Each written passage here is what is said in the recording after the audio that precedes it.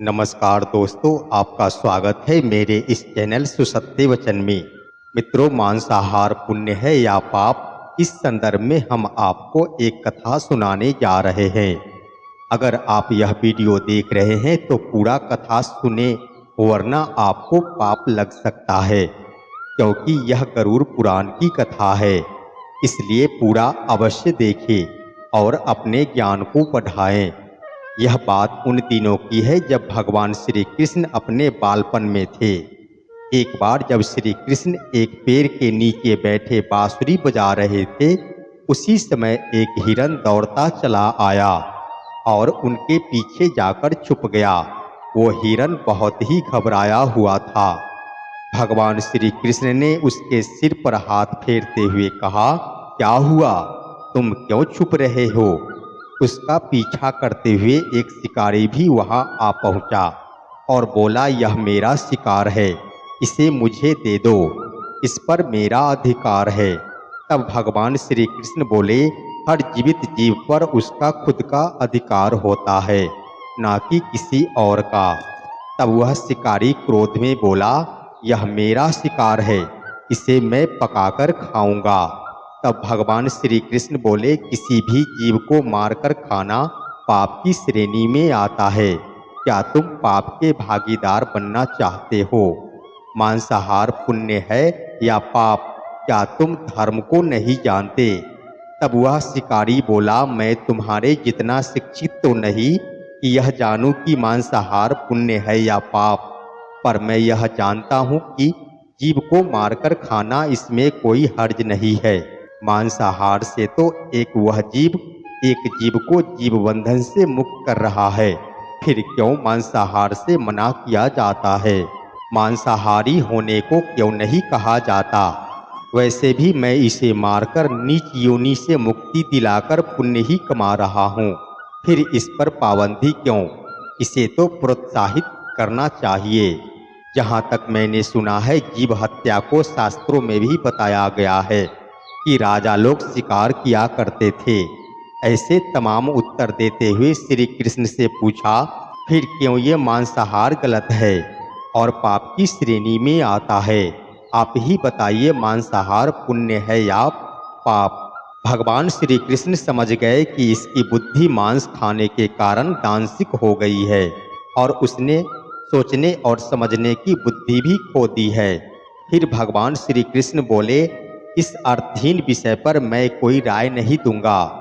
मेरी इस छोटी सी कथा सुनने के बाद तुम ही उत्तर देना कि मांसाहार पुण्य है या फिर पाप, और तुम्हें मांस खाना है या नहीं।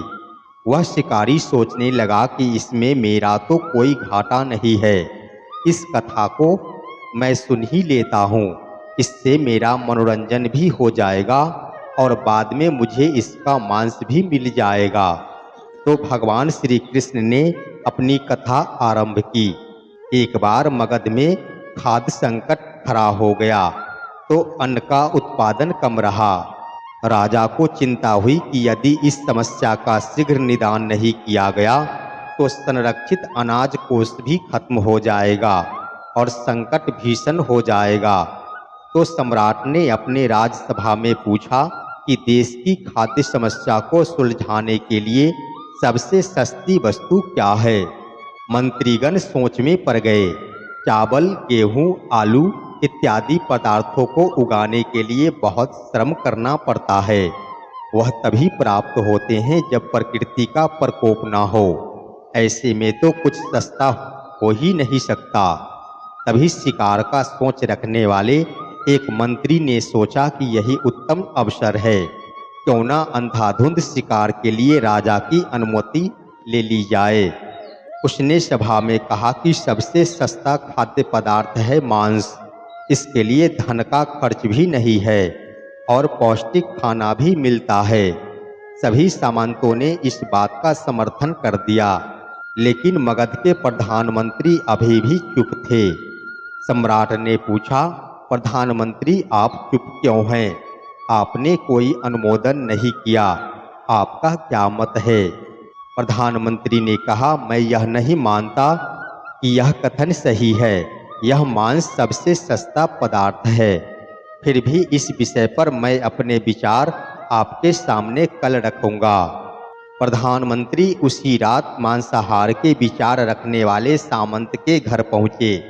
सामंत ने इतनी देर रात प्रधानमंत्री को अपने घर आया देखा तो वह घबरा गया। किसी अनिष्ट की आशंका से वह कांप गया। प्रधानमंत्री ने कहा, संध्या को महाराज बीमार हो गए, उनकी हालत बहुत खराब है। राजवैद्य ने कहा है कि किसी शक्तिशाली देह का 2 तौला मांस मिल जाए तो राजा के प्राण बचाए जा सकते हैं। आप महाराज के सबसे विश्वास पात्र हैं, इसलिए आपसे योग्य कौन हो सकता। इसके लिए आप जो भी मूल्य लेना चाहे ले सकते हैं। आप कहे तो इस काम के लिए मैं आपको 1 लाख स्वर्ण मुद्राएं भी दे सकता हूँ। एक बड़ी जागीर भी आप मांग सकते हैं। बस आप अपनी इच्छा कहे, मैं कटार से आपके हृदय को चीरकर बस 2 तौला मांस निकाल लूँगा। यह सुनकर सामंत के चेहरे का रंग फीका पड़ गया।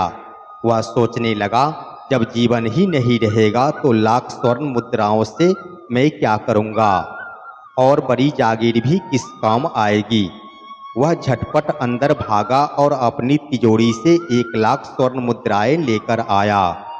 मुद्राएं लेकर उसने बोला, श्रीमान, मैं आपकी 1 लाख मुद्राओं में अपनी 1 लाख मुद्रा और मिलाता हूँ। इस पैसे से आप किसी और सामंत के हृदय का मांस खरीद ले, किंतु मुझे जाने दे, यह बात किसी और को पता ना चले। मैं आपसे आग्रह करता हूँ। प्रधानमंत्री जी यह सब समझ चुके थे। वह उसे थोड़ी और मांस की पीड़ा देना चाहते थे। प्रधानमंत्री ने आगे कहा, सामंत, आप शरीर से बलिष्ठ हैं, आपकी कदकाठी महाराज से मिलती जुलती है, इसलिए राजवैद्य ने खास तौर पर आपका ही नाम लिया है।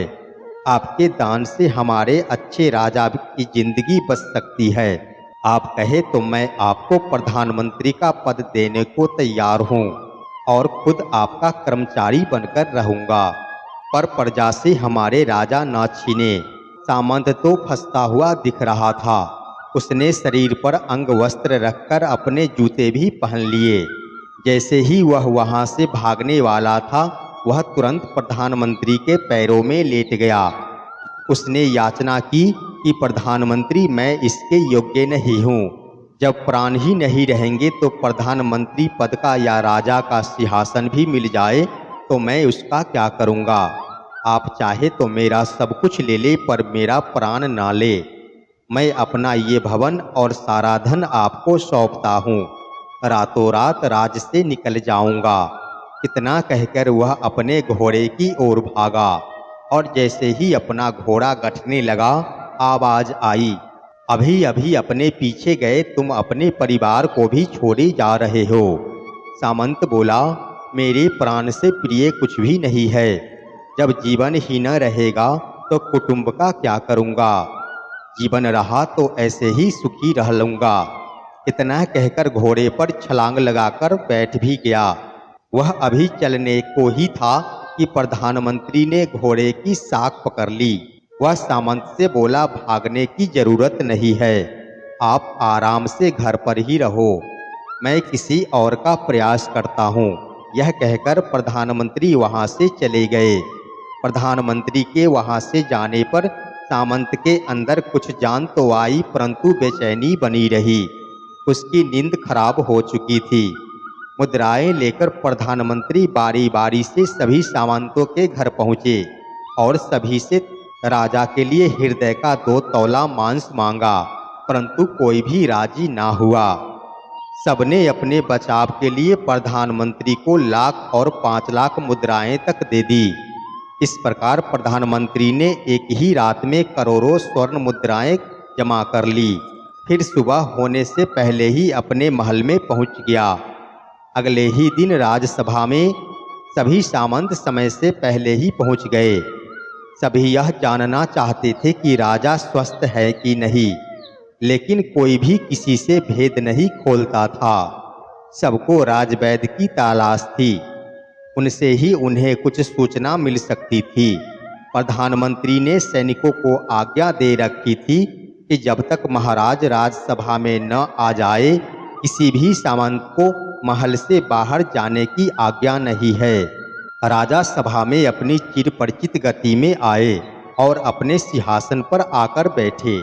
सभी सामंतों ने देखा कहीं से भी राजा उन्हें अस्वस्थ नहीं लगे। उन्हें तो कुछ हुआ ही न था। प्रधानमंत्री ने उनसे झूठ बोला। हर सामंत के मन में यही विचार चल रहा था, पर कोई भी किसी और को कुछ भी नहीं बोल रहा था। तभी प्रधानमंत्री ने राजा के समक्ष 1 करोड़ स्वर्ण मुद्राएं रख दी। राजा ने पूछा, ये स्वर्ण मुद्राएं किसके लिए हैं और कहां से आई है? प्रधानमंत्री ने कहा, 2 तौले मांस के लिए इतनी धनराशि जुटाई है, पर मांस ना मिला। अपनी जान बचाने के लिए सामंतों ने यह मुद्राएं दी है। अब आप विचार कीजिए, मांस कितना सस्ता है। राजा को बात समझ में आ गई। उन्होंने प्रजा को अतिरिक्त परिश्रम करने का निवेदन किया और राजा के अनाज भंडार में से अनाज निकालकर श्रमिकों को दे दिया गया। उन्होंने पौष्टिक सब्जियों की खेती का तुरंत आदेश दिया। वह 1 करोड़ स्वर्ण मुद्राएं इसी कार्य के लिए श्रमिकों के कल्याण के लिए खर्च कर दी गई। ऐसे साग सब्जी तेजी से उगी, जिससे प्रजा का कल्याण भी हुआ और पौष्टिकता भी मिली। कुछ समय बाद मौसम अनुकूल हुआ और खेती लहलहाने लगी। इस प्रकार राज्य से खाद्य संकट दूर हो गई। तो मित्रों, जीवन का यह मूल्य भगवान श्री कृष्ण हमें इस कथा के जरिए समझाना चाहते हैं कि हम यह ना भूलें कि जिस तरह हमें अपनी जान प्यारी है, उसी तरह सभी जीवों को भी अपनी जान प्रिय होती है। अपने दिल से जानिए पराये दिल का हाल। यदि संसार के संबंधों से मुक्त करने का तर्क सही है, यदि जीव हत्या जीव को जीव बंधन से मुक्त करने का तरीका है, तो अत्याचारी द्वारा किया गया नरसंहार भी मान्य है। वह भी ये तर्क दे सकते हैं कि वह लोक जीवन के कष्ट से आप लोगों को मुक्त कर रहे हैं।